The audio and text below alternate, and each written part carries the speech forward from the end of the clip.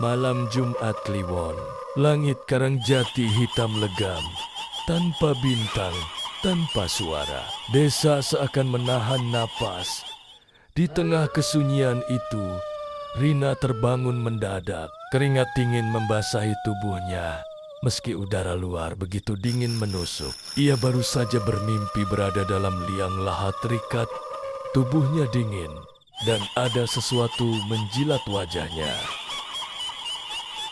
Saat membuka mata, ia melihat bunga-bunga Kamboja berserakan di lantai kamarnya dan bau kemenyan menyelimuti udara seperti kabut.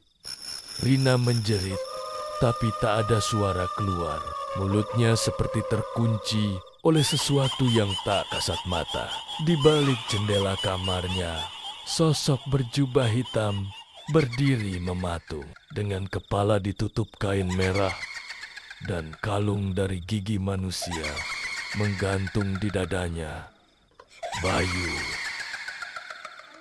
Di lereng Gunung Kawi, Pak Mardika dan Bu Kalimah duduk bersila menghadap api kecil. Di antara mereka, asap dupa membumbung, membentuk pusaran yang berputar lambat.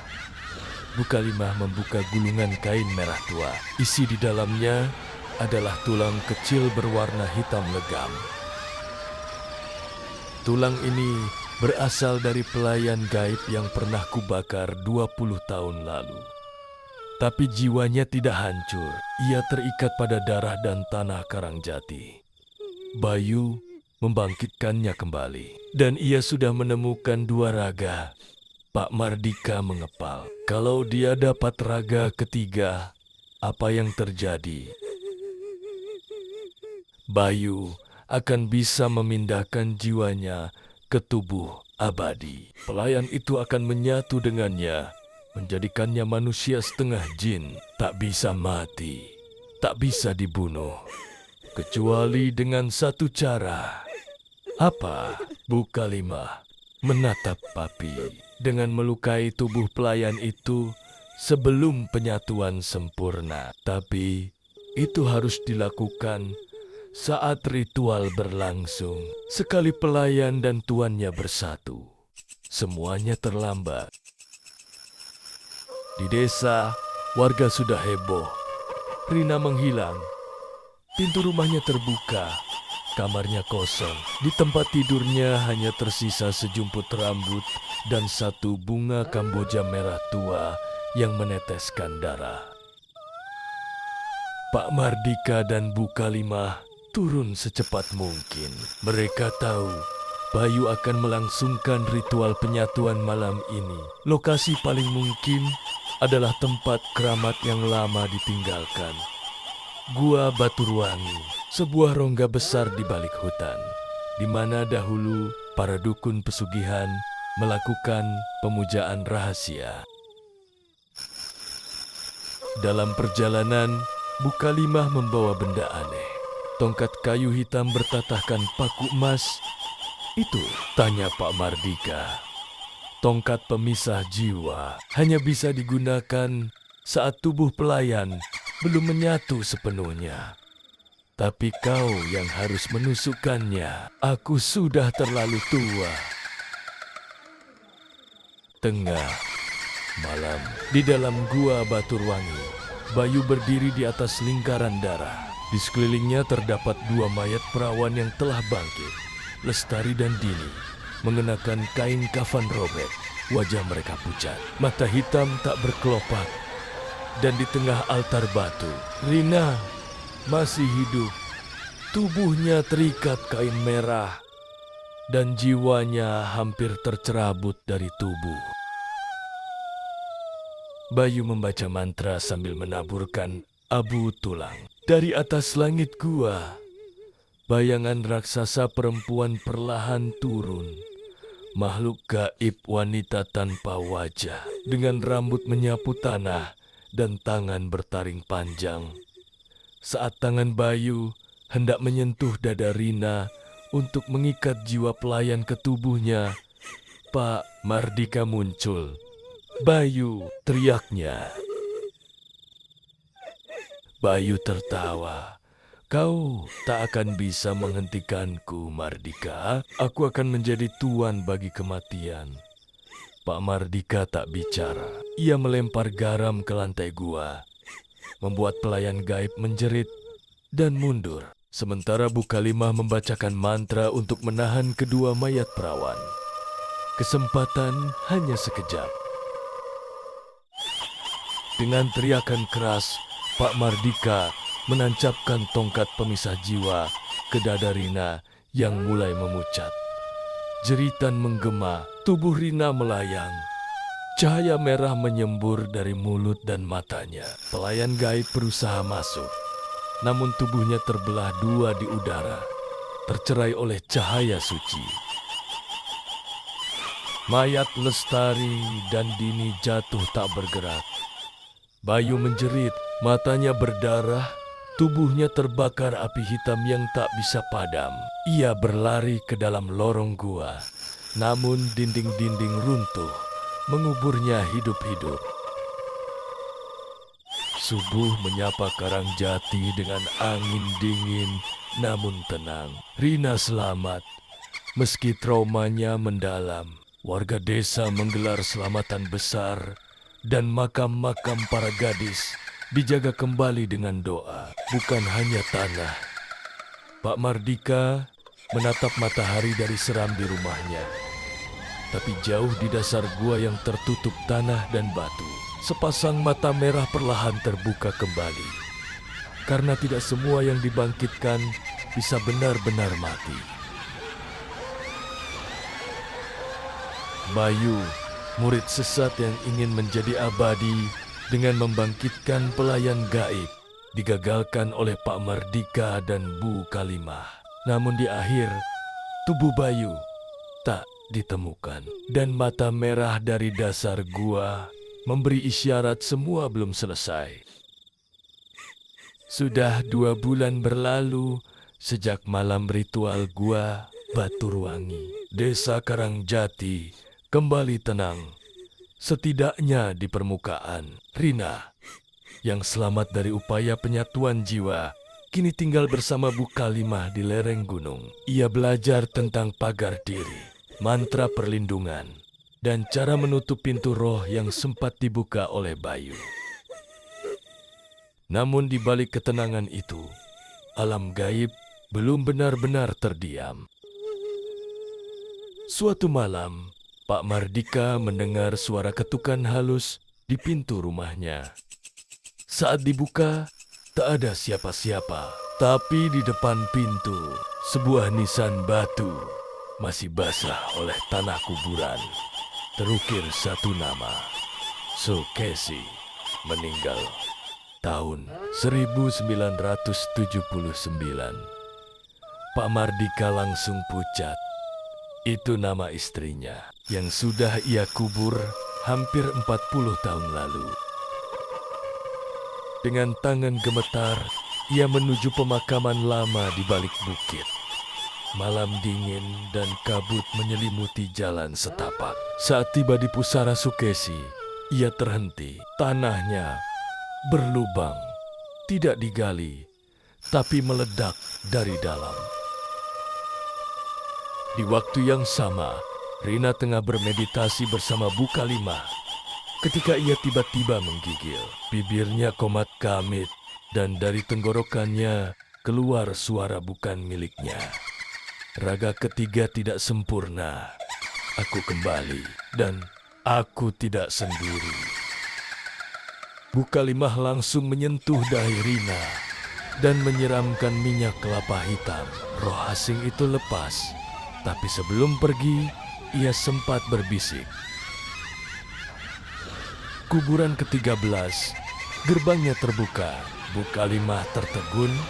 Gerbang ke-13, itu legenda kuno tentang pemanggilan agung, ritual terlarang untuk membangkitkan seluruh arwah perawan yang dikutuk dan dibuang dari sejarah. Dan untuk itu, gumamnya pelan. Dibutuhkan 13 mayat perawan murni. Pak Mardika kembali dari pemakaman membawa rambut panjang yang tertinggal di liang Sukesi. Saat diperiksa Bu Kalimah, hasilnya mencengangkan. Rambut itu masih hidup, tumbuh dan bergerak sendiri seperti cacing. Kita salah, kata Bu Kalimah getir. Bayu memang gagal dalam penyatuan pertama. Tapi dia sudah tahu kelemahannya. Sekarang dia ingin membangkitkan pemilik ilmu itu sendiri. Bukan pelayan, tapi Ratna Wulan, dukun perempuan dari abad ke-16. Yang jasadnya konon dikutuk dan dipendam di tanah Karangjati. Ratna Wulan, Pak Mardika menggertakkan gigi. Itu nama yang tak boleh diucapkan, bahkan oleh para dukun tua. Bu Kalimah mengangguk. Ia dikenal sebagai perempuan pertama yang bisa memanggil jin melalui darah perawan dan mengendalikan kematian. Dan ia mati. Tak wajar. Beberapa hari kemudian, desa geger. 11 makam gadis muda di wilayah desa dan desa tetangga ditemukan kosong. Tanah terbongkar. Liang lahat hancur dari dalam. Semuanya adalah perempuan muda, meninggal dalam keadaan perawan, dikubur antara 10 hingga 50 tahun lalu. 11, gumam Pak Mardika. Tinggal 2 lagi, kata Bu Kalimah. Dan yang membuat mereka ngeri mayat Sukesi adalah yang ke-12. Yang terakhir harus dikorbankan dalam keadaan hidup. Dan hanya satu yang cocok, Rina. Sementara itu, di bawah tanah jauh di dasar gua, tempat jasad Bayu dulu terkubur, ia masih hidup. Tubuhnya penuh luka, namun matanya membara. Di sekelilingnya, 12 mayat perempuan berdiri tegak seperti boneka hidup. Di depannya, altar batu, dan di atasnya, sehelai kerudung merah tua, milik Ratna Wulan, yang konon dibuat dari kain kafan perawan yang dikubur hidup-hidup. Bayu menatap langit-langit gua. Malam Jumat Kliwon berikutnya, Rina akan datang padaku, dan kau akan hidup kembali, Ibu. Langit Karangjati kembali muram. Pagi terasa seperti senja yang tak pernah selesai, dan embun menghitam seperti jelaga. Warga desa bicara dalam bisik-bisik, membakar kemenyan tanpa alasan, dan menutup semua cermin dengan kain putih. Mereka tahu sesuatu sedang bangkit. Sementara itu, Rina mulai berubah. Bukan hanya matanya yang kini kerap berkabut saat malam, tapi juga caranya berbicara.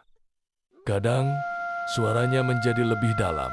Tangan kirinya suka bergerak sendiri saat tidur. Dan yang paling menyeramkan, ia mulai berbicara dalam bahasa yang sudah tidak digunakan sejak abad ke-17, bahasa yang hanya dikenal oleh kalangan dukun pemuja Ratna Wulan. Bu Kalimah mulai melakukan ritual pelindung, mengelilingi rumahnya dengan bubuk belerang, garam hitam, dan tulang ayam kampung mati muda. Tapi tidak ada yang benar-benar bisa menahan kekuatan yang sedang mendekat. Rina tak sedang kerasukan, katanya pada Pak Mardika. Dia sedang dipersiapkan, dijadikan wadah oleh Ratna Wulan sendiri. Pak Mardika menggeleng, tapi tubuh Ratna Wulan sudah dikubur ratusan tahun lalu. Bukan tubuhnya yang penting, tapi darahnya, jawab Bu Kalimah pelan. Dan darah itu masih hidup. Malamnya, Rina memimpikan sebuah tempat asing. Sebuah bangunan kayu di tengah rawa, dengan tiang-tiang dipenuhi kain merah dan kepala ayam yang tergantung terbalik. Di dalamnya, seorang wanita berdiri membelakanginya. Tubuhnya tinggi, rambut panjang menyentuh lantai, dan kulitnya putih seperti lilin. Wanita itu perlahan menoleh. Wajahnya datar, tak punya mata, tapi dari rongga matanya keluar darah segar. "Aku sudah menunggumu, Rina," ucap wanita itu dengan suara seperti bisikan 1000 serangga. "Tubuhmu hangat, murni, sama seperti dulu. Saat aku dikorbankan oleh mereka yang munafik, kau akan membawaku kembali." Rina terbangun dengan teriakan. Di bawah tempat tidurnya, air hitam merembes dari lantai. Dan di dinding kamar, nama Ratna Wulan tertulis dengan darah segar. Pak Mardika tahu waktu mereka hampir habis. Ia dan Bu Kalimah memutuskan melakukan perjalanan terakhir ke tempat yang hanya dikenal oleh para tetua desa, lubang kembar di alas Gumelar. Di sanalah, menurut naskah tua, tubuh Ratna Wulan dikubur secara terpisah. Jasadnya dipotong menjadi 3 bagian dan dikuburkan di 3 lokasi berbeda agar arwahnya tak pernah menyatu kembali. Namun sudah 2 makam terbongkar. Mereka harus menemukan kuburan terakhir sebelum Bayu melakukannya. Di tengah hutan alas Gumelar, malam itu mereka menemukan sebuah batu besar berlumut dengan ukiran simbol aneh. Tanah di sekelilingnya basah. Meski tak hujan, Bu Kalimah berjongkok membaca mantra pelindung. Tapi saat ia menabur garam di sekitar batu, tanah meledak dari bawah. Tangan putih panjang mencuat ke atas, melingkari kaki Bu Kalimah. Pak Mardika berusaha menariknya, tapi tangan lain lebih besar, lebih tua, mencengkeram bahunya dari belakang. Sosok tinggi berjubah merah perlahan muncul dari bayangan pepohonan. Bayu, tapi kali ini wajahnya bukan wajah manusia lagi. Kulitnya mengelupas, matanya membara, suaranya terdengar 2 lapis, suaranya sendiri dan suara perempuan yang menyerupai Rina. Terlambat, dia sudah membukakan gerbang. Dari balik tanah, bagian tubuh ketiga Ratna Wulan muncul. Tulang tengkorak yang masih meneteskan darah segar. Bayu tertawa, lalu menghilang bersama angin, meninggalkan tanah bergetar dan suara tangisan perempuan dari kedalaman bumi.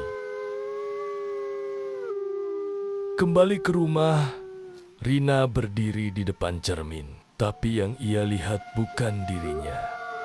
Di balik pantulan kaca, Ratna Wulan tersenyum dan perlahan bayangannya keluar dari cermin.